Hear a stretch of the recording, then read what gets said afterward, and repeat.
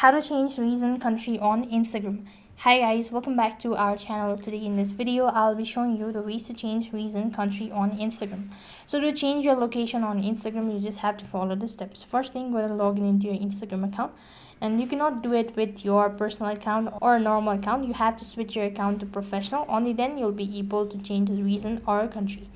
So go to your profile and here tap the tab bar icon, and while you're on this page you just have to scroll down a bit, and then you need to go to account types and tools. When you select that, you just have to click on switch to professional account, and next you just have to go ahead and click on the continue button, enable all sort of permissions and all that, and likewise you'll have successfully set up a personal account. Provided with the section of location or town, you just have to go ahead and select or change the location right on this page. Then you have successfully changed region country on Instagram.